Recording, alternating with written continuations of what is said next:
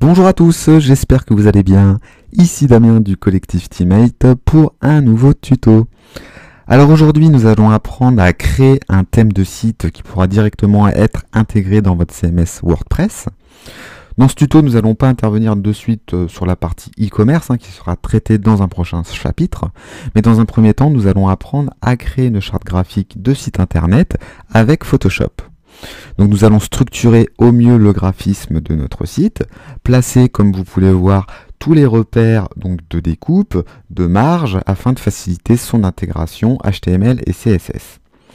Je vais vous apprendre à bien organiser votre espace de travail afin de tout simplement ranger vos calques dans des dossiers spécifiques comme vous pouvez le constater ici, un dossier pour le header, pour la sidebar, le contenu et le footer. Donc nous nous concentrons essentiellement sur la page d'accueil afin de définir une structure de site et un code couleur.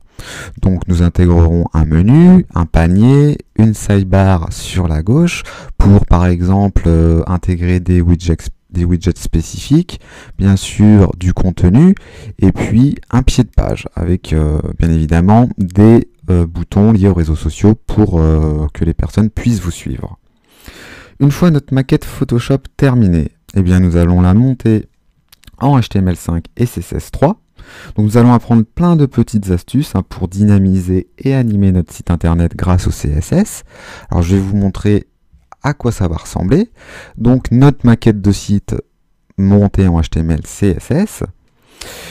Par exemple, notre menu sera animé. Vous voyez au passage donc sur la souris, il y a une petite transition. Notre menu passe du noir, la couleur du menu passe du noir au vert, voilà, et bien sûr le panier aura aussi un petit effet de transition, donc voilà, un truc assez sympathique, c'est fluide, c'est joli. Les images de notre contenu s'animeront aussi au rollover avec une petite opacité, et puis du coup au rollover, l'image s'agrandit légèrement. Le menu aussi de notre site internet sera toujours actif.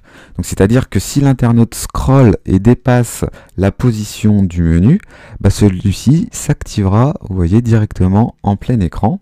Et du coup, l'utilisateur aura toujours le menu d'accessible.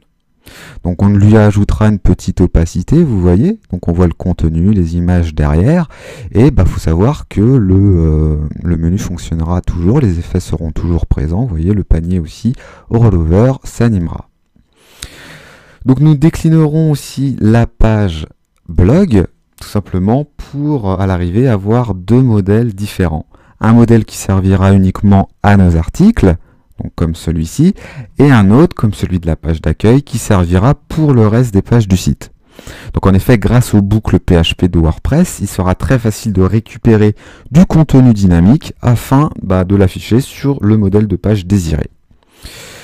Alors vous pouvez suivre cette formation même si vous n'avez pas l'intention de créer une boutique en ligne. Vous pourrez très bien remplacer la partie e-commerce par une page totalement différente, comme par exemple, je sais pas, notre équipe, nos prestations, et en fait faire de ce thème un site vitrine administrable via votre WordPress pour votre entreprise par exemple. Je vais vous montrer un petit avant-goût de ce qui vous attendra dans la prochaine formation. Donc l'intégration de notre maquette HTML dans WordPress. Nous mettrons en place donc notre boutique, et comme vous pouvez le constater, le module e-commerce est opérationnel et nous pouvons cliquer sur un produit par exemple. Et pourquoi pas, si on veut, donc voilà, l'ajouter au panier, donc changer la quantité. Bien sûr, on pourra mettre une petite description, les gens pourront laisser leur avis.